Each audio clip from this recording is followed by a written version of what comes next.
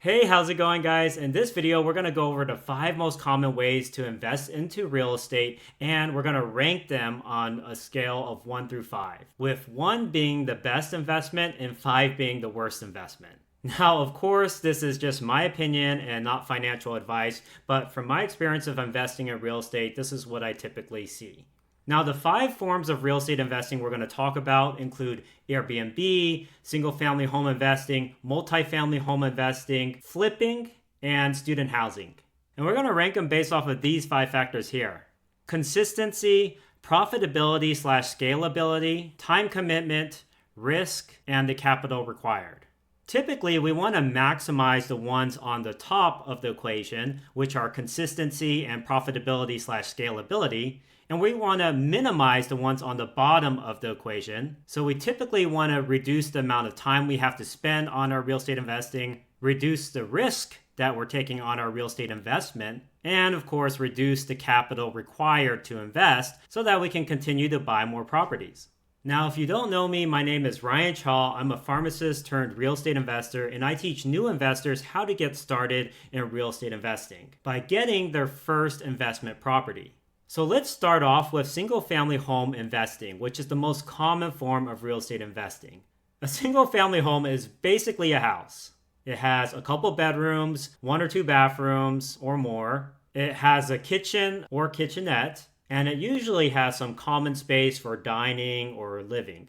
A single family home is different from a multifamily home because a multifamily home has 2 or more units, meaning there are basically multiple houses stuck together, which we can get more into when we discuss multifamily investing. So this is a typical profile of a single family home investment. As you can see, it's usually quite consistent. You usually get your rent on time, and usually you have a lease for 1 or 2 or multiple years. So you have that consistent income coming in. The only problem is, nowadays, especially with the high interest rates and the high home prices, it's very hard to make a profit on a single family home investment. And because it's not very profitable, it's also not as scalable, meaning you can't buy multiple of these and make profit every time. Now let's go to the bottom part of the equation, the time commitment. Usually single family homes don't require a lot of time commitment, which is great. Because you only have a single tenant, it's usually pretty low maintenance for a single family home investment. Now, the next thing we have to look at is risk. So my argument is that single family home investing is quite risky. The reason is because you only have 1 tenant, if that tenant stops paying you rent and you have to evict them, that means you have several months with basically no rent. And that's something that can definitely jeopardize your investment. Finally, we have capital requirements, which is basically your upfront money you put down on the house to buy it and also get it into rent-ready condition. Luckily, single-family homes aren't too expensive, so you can get in with a pretty low down payment. In fact, if you live in the house, you can put as low as a 3 to 3.5% down payment on the house, which can be as low as $10,000, depending on the house you buy, of course. So with the high consistency but very low profitability, that's why I put 3 down arrows, as it's pretty hard to make profit. In fact, most times you have a negative cash flow at today's interest rates, which means every month you're losing money on the property. Keeping in mind that the time commitment is low, but the risk is very high because if you lose the tenant, you may have several months where you don't get any rent. And the low capital costs, I would rank single family home investing as rank number 5, which is the lowest out of the 5 strategies. All right, now let's talk about flipping. So I flipped a property and it was a doozy. I also know quite a few people who do flipping on a regular basis. Some people I know have flipped over 50 or 100 houses. And generally what they say, it's pretty much the same thing. On a flip, you're not guaranteed to make a profit. In fact, if you do over 50 flips, you're almost guaranteed to lose money on at least one of those properties.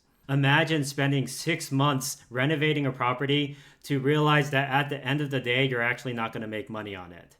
Now, that's pretty scary. Luckily for flips, you can always rent it out if the property doesn't sell for the value you're trying to sell it for. And then down the road, when the home prices go up, you can eventually sell it for a profit. So here's the breakdown of a flip. If you haven't realized already, I'm using abbreviations for each of the factors here. Flips are generally speaking not very consistent. Every flip is a little bit different. Sometimes you break down the walls and you realize that there's mold everywhere and you have to take down a lot more than you thought you were going to have to take down. And you have to replace a lot more wood than you thought you would have to replace. Sometimes city regulations makes it really difficult to get something passed, and you do have to make sure everything gets permitted, especially for a flip.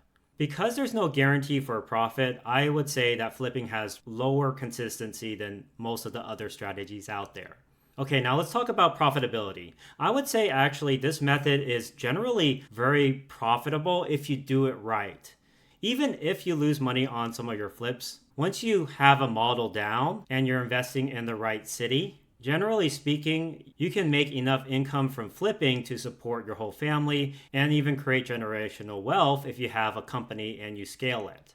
Okay, now let's talk about the bottom half of the equation. Generally speaking, this is the highest time commitment out of all the investment strategies out there. You literally have to spend 6 months babysitting contractors, working with the city, working with the inspectors, working with your lenders, working with other investors to make sure that the project stays afloat. And it's a lot of time invested. In fact, it's a full-time gig a lot of times. Unless, of course, you hire somebody out to manage the projects for you. I would also say this method has a pretty high risk. Again, with the low consistency, it doesn't always make a profit, and therefore there's a lot more risk when doing a flip. There's just so many more factors that could go wrong. Maybe you have to replace foundation, or you have to replace a roof you didn't know you had to replace. And the list goes on and on and on. Finally, let's talk about the capital investment. Usually it's a pretty large capital investment for a flip. Even though a lot of times you'll use a rehab loan or hard money, it's usually money that's given to you at a 10% interest. It can even go up to a 12% interest. Because you still have to pay the carrying costs on that property, you're usually paying a really large mortgage payment while you're renovating the property. And because of that, it really eats into your pockets while you're renovating, and you actually don't get a payoff until the very end when you sell the property. Okay, so that's flipping. Based off of all those factors, I would rank flipping as number 4.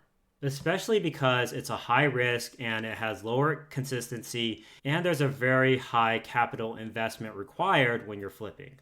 And that generally makes it harder for a lot of people to get into flipping unless they have a lot of cash available. Okay, now let's go over Airbnb.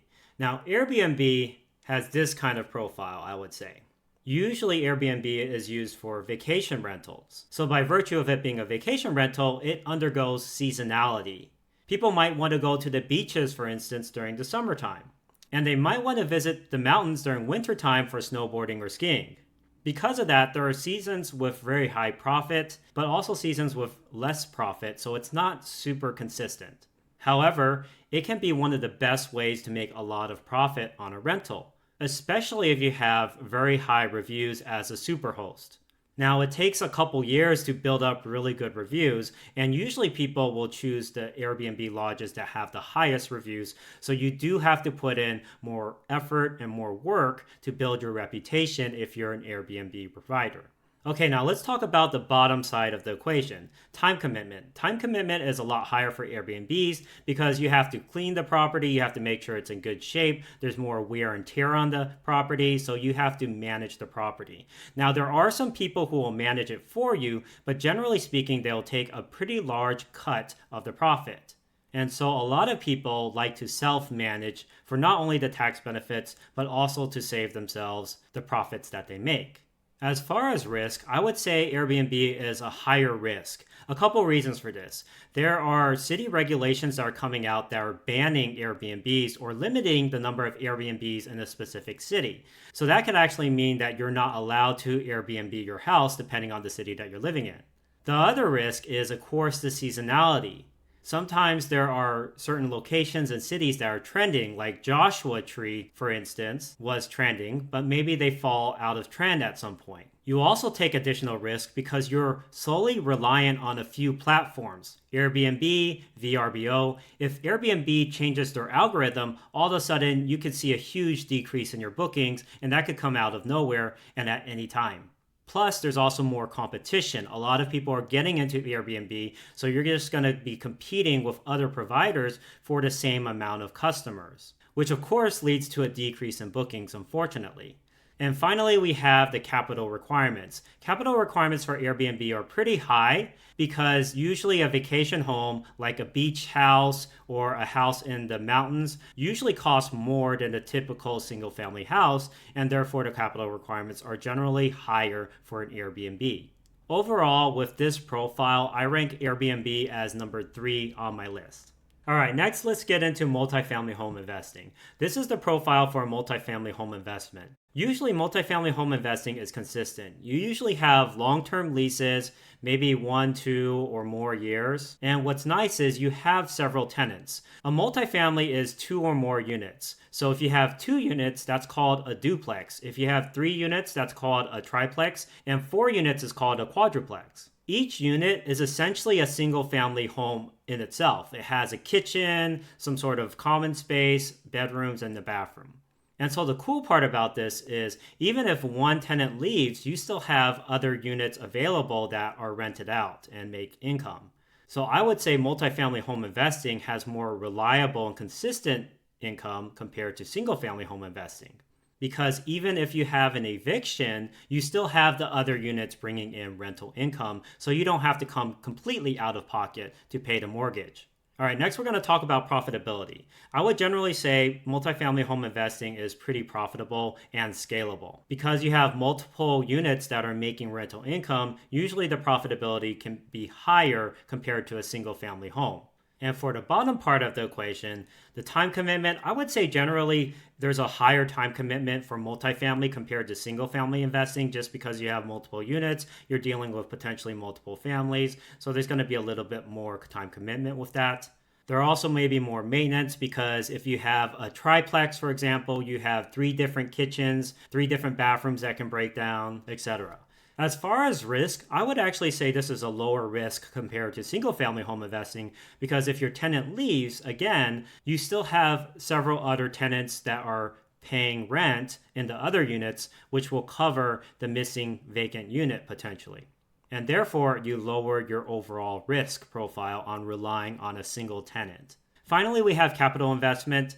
Multifamily home investing is a little bit more expensive, generally speaking, but it depends. And I put a up and down arrow for this one specifically because if you buy it as a complete investment, then it's going to be quite expensive because a duplex is a lot more expensive than a single family home. However, if you live in one unit and rent out the other unit or units, you can put as low as a 3.5% down payment on the property, which allows you to get in for less capital. And so a lot of times you can live in a duplex in one unit and then rent out the other side to a family. And you can put a low down payment for that while also having your privacy. So that's multifamily home investing. I would generally say this is a rank 2 for all of the real estate investment strategies. Okay, finally, let's go ahead and talk about my favorite strategy, which is the student housing strategy. Basically, you buy a single family home and you split it up into several bedrooms and you rent out each bedroom individually to college students or those who are healthcare workers working at one of the local hospitals. This is my favorite method because it's very consistent, it's highly profitable, and generally pretty low risk. I currently have 14 properties that are all student rentals. And the net cash flow on these properties usually range anywhere from $2,000 per month after all expenses to $3,500 per month after all expenses. The ones in California are a little bit lower, more like $1,500 per month to $1,800 per month after all expenses. But still, that's pretty amazing cash flow for a single family home.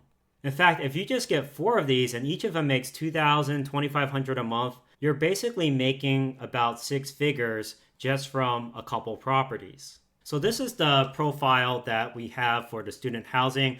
I would say, again, it's a very consistent method because all these students, at least my students, I get them on 1-year leases eventually with the option to sublet during the summer to summer school students if they're not going to be there. But most of the time, because they're going to professional school and grad school, a lot of times they are actually using the residence throughout the summer.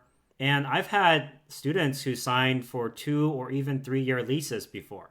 Now, you don't just have to take students, you can also take medical professionals. In fact, a lot of people who are interning at the hospitals, they need a place to stay while they're doing their rotations, while they're doing their medical work. And these people usually stay for at least 2 or 3 years as well. The other good part about student housing is that it's not just the student paying the rent. A lot of times the parents are helping them. So what parent is going to stop paying rent for their child and risk their child getting evicted, right? The other thing is students have a lot of sources of income, including a stipend, student loans, financial aid, or their parents, or other people who support them while they're going to school. So you pretty much never get unpaid rent from a student, as long as you vet them properly, of course. The best part about student housing is it's highly profitable. Again, if you rent out each room for $600 to $700 per month, if you have a 6-bedroom place, that's anywhere from $3,600 to $4,200 per month on a single-family home. A typical single-family home will have a mortgage payment between $1,500 to $2,000 a month. So just do the math there. $4,200 minus $2,000 a month is $2,200 per month in net cash flow. Of course, you have to minus some expenses as well. But I've been able to buy, for example, a $210,000 house that has a mortgage of about $1,200 and rent it out for $3,750 per month, which is a net cash flow of about $2,300, $2,400 per month after expenses. Okay, now let's get on to the bottom half of the equation here. Time commitment. Usually time commitment can actually be minimized a lot of times because you can have the students do things like give out house tours, help out around the house. A lot of times I'll have a head tenant kind of take charge of a lot of the chores and a lot of the easy maintenance items around the house. And so by empowering the tenants to get things done around the house, you can basically cut a lot of the time you invest into this. Next, we have the risk profile. Generally speaking, student housing is actually pretty low risk because students are going to school every single year. There's a new batch of students. And if they're paying like $20,000, $40,000 in tuition, they're going to usually be able to pay that $8,000 per year in rent. Especially if you invest near top colleges, you get a really good tenant profile with high quality tenants, people who are helping the community, people who are professional and kind and don't give you hassle about paying rent. And finally, the last factor, capital requirements are actually pretty low. Because you're buying a single family home, it's the same down payment as single family housing. And so most people can buy a house and create a student housing business out of it. So obviously this is my favorite one. I'll rank it number 1 because of the profile here. And if you're interested in learning more about student housing, leave a comment down below. I personally want to help as many people get started in real estate investing as possible because for me, it was very tough getting started and taking that very first step. Let me know about your investment journey and where you're getting stuck. I hope this video was super helpful or interesting for you. And if you really enjoyed it, please help me reach more people like you by giving it a like, subscribe, and share it with your friends. And I look forward to seeing you in next week's video. Thank you for watching.